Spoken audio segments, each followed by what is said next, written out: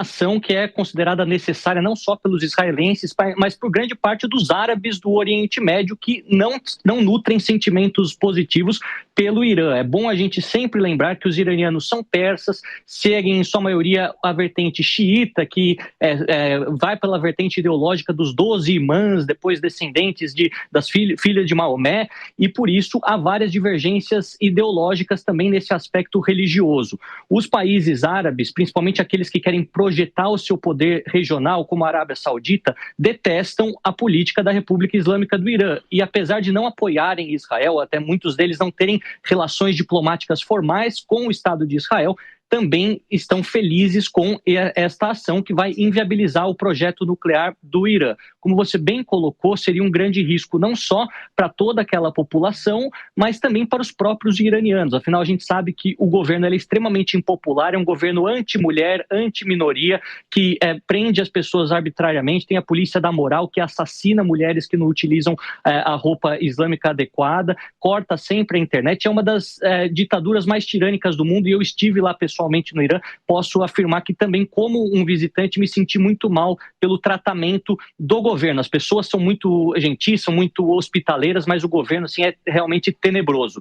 Em relação a isso, a gente vê que se o Estado iraniano se nuclearizasse, a chance da queda da ditadura dos ayatolás, ela se tornaria muito menor. Exemplo da Coreia do Norte, que muitos na década de 80, 90 aventavam a possibilidade de se tornar um Estado falido e deixar de existir, eventualmente no futuro, mas agora com armas nucleares é considerado um dos importantes players do mundo geopolítico. O mesmo poderia acontecer com o Irã.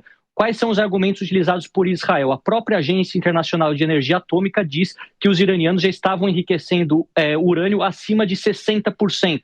É bom dizer para a nossa audiência que o urânio enriquecido de 3 a 5%, ele serve para fins civis, para conseguir energia, para conseguir abastecer as cidades. Mas se ele ultrapassa o nível de 90%, aí significa que tem uma finalidade bélica. E o Irã, em alguns relatórios da própria União Europeia, já estaria na faixa de 80% até mesmo. Então, era muito perigosa essa possibilidade. Os ataques israelenses foram precisos na cidade de Isfahan, Tabriz, Shiraz e também Natanz, uma que fica por volta aí de 200 quilômetros de Teherã, onde temos grandes instalações de enriquecimento de urânio subterrâneas. Elas não foram completamente danificadas, mas já bastante destruídas durante esta última operação. O governo dos ayatolás prometeu se vingar e nós temos já alguns mísseis indo em direção a Israel durante essas últimas horas. Israel diz que conseguiu interceptar muitos deles, mas pede para que a população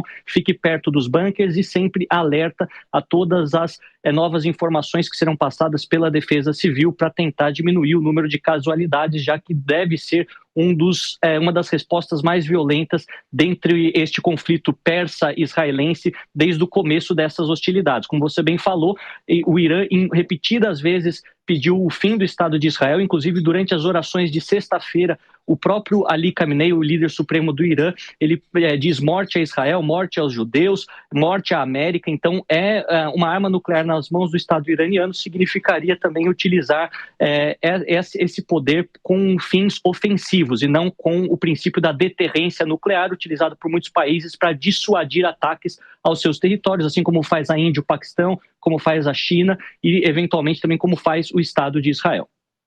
Luca Bassani, o Fabrício Naitz, que está aqui conosco, daqui a pouco ele vai entrar, vamos fazer um bate-papo aqui, porque a Maria De Carli, todos estão aqui. Claro, é um privilégio para o nosso telespectador e ouvinte participar desse debate aqui com tantos especialistas.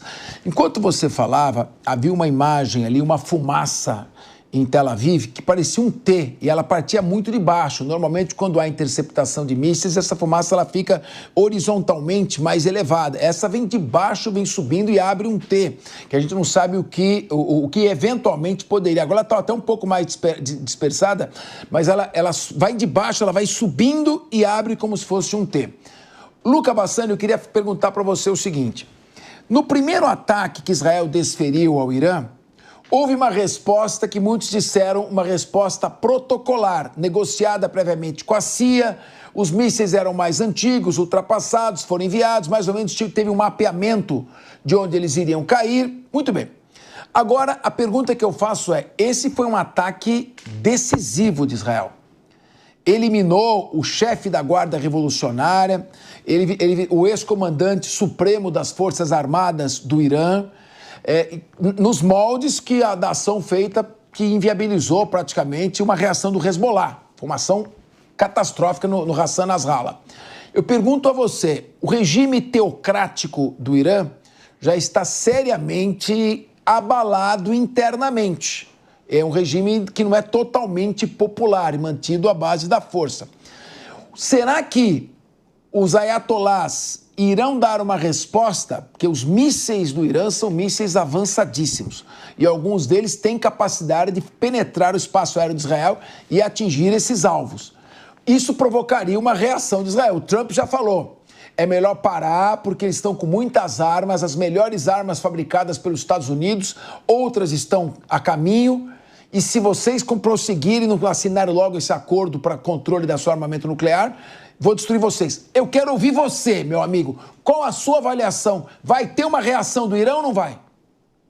Vai ter uma reação do Irã, porque primeiro é legítimo, de acordo com o direito internacional, que quando há um ataque no seu território, você possa revidar. E também porque, como é um governo tirânico baseado na sua demonstração de força, não responder ao Estado de Israel também é uma demonstração de fraqueza para a sua própria população. Então, o governo dos ayatolás obrigatoriamente terá que responder aos ataques de Israel. Aquilo que nós vemos, todavia, é que o Irã ele não tem nenhum prestígio nem na região, nem internacionalmente. Não há nenhum Estado constituído que é aliado militarmente do Irã. O Irã depende das suas proxies, destes grupelhos fundamentalistas que ele ajudou a fundar ou até mesmo ajudou a financiar ao longo das últimas 4 décadas. Os Houthis no Iêmen, o Hezbollah no Líbano, o Hamas na faixa de Gaza e as milícias xiitas no Iraque. Antes havia o Estado da Síria com Bashar al-Assad, mas isso também deixou de existir nos últimos 7 meses. Então o timing de Israel foi preciso porque ele sabe que o Irã não tem nenhum aliado de força que pode ajudá-lo em um ataque a Israel e nenhum dos países árabes vai se meter nesta confusão. Nós sabemos que quando a questão é Palestina, quando se trata de árabes sunitas sendo mortos por Israel, aí alguns países árabes se solidarizam e podem, assim como fizeram no passado, até mesmo intervir militarmente. Mas no caso do Irã, que é um país persa, xiita, um pária na comunidade internacional, nenhum deles vai comprar essa briga contra Israel e principalmente contra os Estados Unidos.